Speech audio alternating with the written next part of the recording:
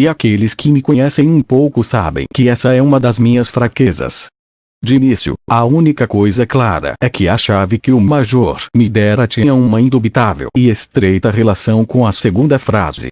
Aquela chave deveria conduzir-me, ou levar-me até Benjamin. Mas o que ou quem era Benjamin? Muitas e muitas vezes, durante quase 3 semanas, esmiucei frase por frase e palavra por palavra.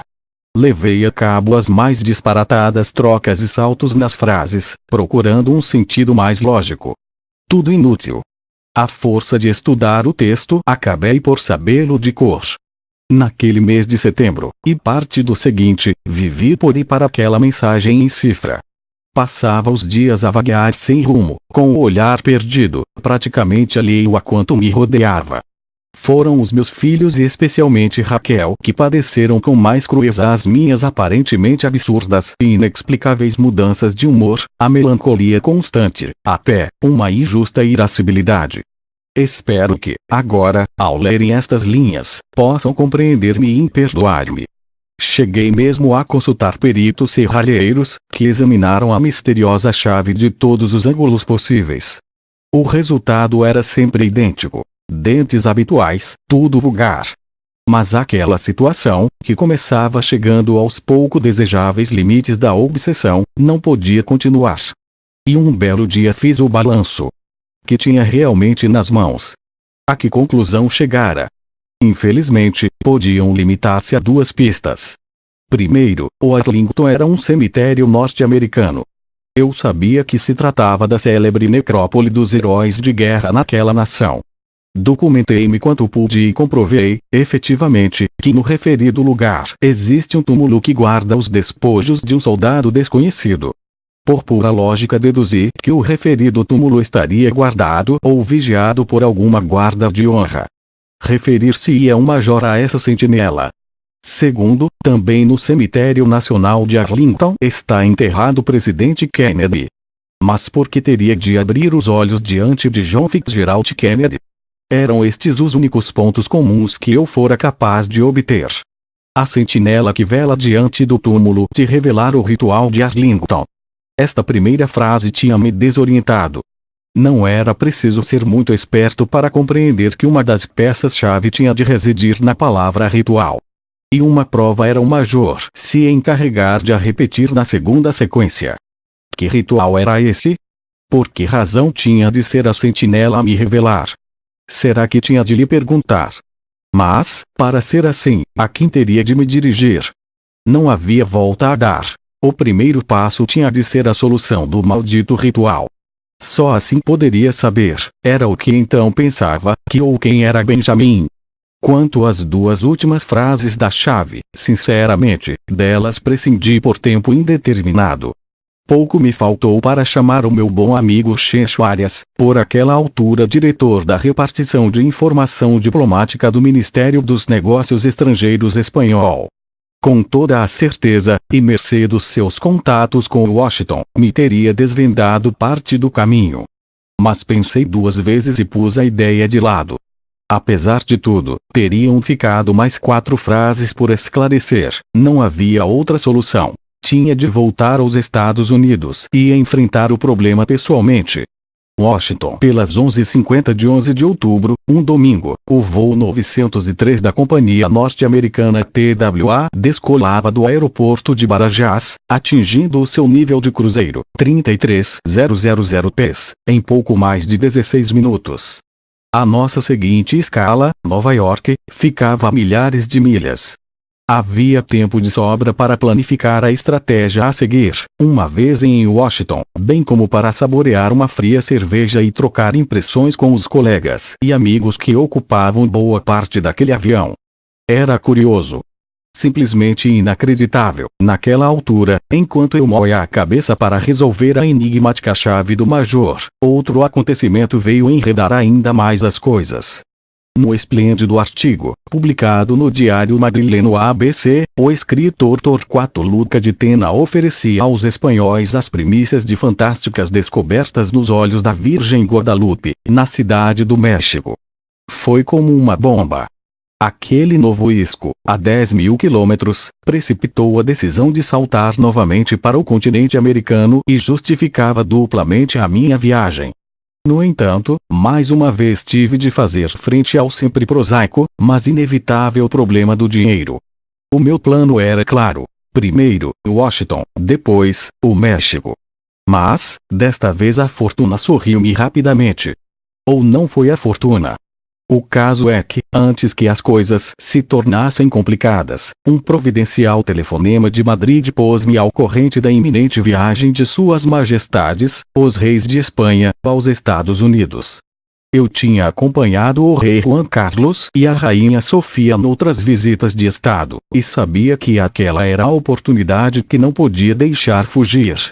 Entre outras importantes razões, porque aquele tipo de viagem é sempre muito oportuno para a modesta economia dos profissionais do jornalismo.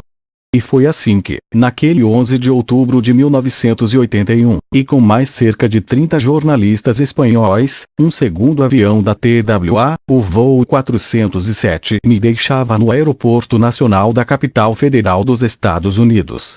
Eram 17h58, hora local de Washington. Apesar da minha crescente inquietação e do meu nervosismo, a tão desejada visita ao Cemitério Nacional de Arlington teve de ser adiada até o dia seguinte, segunda-feira. Naquele mês de outubro, a necrópole dos heróis americanos fechava as suas portas às 5 da tarde.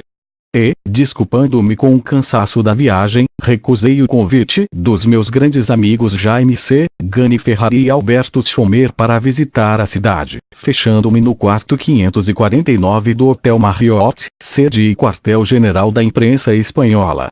Eles, como era evidente, ignoravam os verdadeiros motivos da minha viagem. Até altas horas da madrugada continuei mergulhado no possível plano de ataque. Um plano, diga-se de passagem, que, como sempre, acabaria por sofrer grandes alterações. Mas vamos por partes. Pelas 9 da manhã do dia seguinte, 12 de outubro, com as minhas máquinas fotográficas ao ombro e um ar inocente de turista perdido, fui aos escritórios do Temporary Visitor Center, às portas do Cemitério Nacional de Arlington. Ali, uma amável funcionária, planta na mão, apontou-me o caminho mais curto para localizar o túmulo do soldado desconhecido.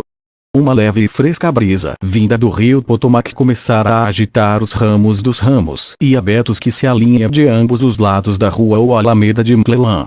Poucos minutos depois, e tremendo de emoção, avistei as praças de Wheaton Ortiz e, logo atrás, o túmulo a que, sem dúvida, se referia à mensagem do meu amigo, o Major. Ainda que o cemitério tivesse aberto as portas há uma hora, talvez nem tanto, um grande grupo de turistas distribuía-se já ao longo da corrente que isola a pequena esplanada das grandes lajes cinzentas em que se encontra o enorme mausoléu de mármore branco, no qual repousam os restos mortais de um soldado norte-americano caído nos campos de batalha da Europa, e mais duas sepulturas, à direita e à esquerda da anterior, em que foram enterrados outros dois soldados desconhecidos, mortos na Segunda Guerra Mundial e na Guerra da Coreia, respectivamente. Lá estava a sentinela, a única, segundo me informaram no centro de visitantes, que está de guarda permanente em Arlington. A sentinela que vela diante do túmulo de revelar o ritual. Os meus primeiros minutos diante do túmulo foram uma indescritível mistura de atordoamento, confusão e absurda pressa para assimilar o quanto me rodeava. E em metade daquele caos mental, a primeira frase do Major. A sentinela que vela. Depois de 2 horas de observação, um pouco mais sereno, tirei um caderno e garatujei umas frenéticas notas de quanto fora capaz de perceber. A sentinela, ponto central das minhas indagações, era rendida de hora a hora. Era 60 minutos. A verdade é que, à medida que ia escrevendo, muitas daquelas observações me pareciam ridículas. Mas não podia subestimar o mais ínfimo pormenor. Fiz também uma exaustiva descrição da sua indumentária. Domão azul escuro, quase preto, calças igualmente azuis, um pouco mais claras, altura 8 botões prateados, luvas brancas com uma faixa amarela na costura, cap preto, liso. Ao ombro, a espingarda, de baioneta KA. Observo, continuei anotando que a sentinela, ao chegar ao final do seu breve e marcial desfile diante dos túmulos, muda sempre a arma de ombro. Curiosamente, a espingarda nunca está apontada para o mausoléu. Mas que tinha tudo aquilo a ver com o maldito ritual. O curto percurso do soldado diante dos túmulos decorria monótona e silenciosamente.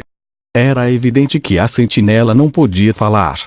Como é fácil de compreender, não tive ilusões quanto à remota possibilidade de interrogá-la sobre o ritual de Arlington. Naquela primeira frase da sua obscura chave, o major também não afirmava que o referido soldado pudesse transmitir-me, de viva voz, o citado ritual. A expressão te revelará podia ser interpretada de muito diversas formas, embora quase desde o início afastasse-a de um hipotético diálogo com um membro da velha guarda. O segredo tinha de estar no outro lado. Certamente, e considerando que um ritual é uma cerimônia, teria de concentrar as forças enquanto respeitasse ao referido rito. Um tanto aborrecido, e para não levantar suspeitas com a minha prolongada presença na praça leste do anfiteatro, procurei distribuir a manhã e parte da tarde entre o sempre concorrido recinto do soldado desconhecido e a elide do malogrado presidente Kennedy, situada a ouço mais de 300 metros, na encosta oriental da colina que, precisamente, os 3 túmulos dos soldados desconhecidos rematam. Abre os olhos perante John Fitzgerald Kennedy, rezava a terceira frase da mensagem. Mas, por mais que os abrisse, a minha mente continuou em branco. Somei, mesmo, os números das suas datas de nascimento e de morte, 1917, 1963, sem resultado algum. Por simples inércia, brinquei com a idade do residente, imaginando uma infinidade de cabalas tão absurdas quanto estéreis.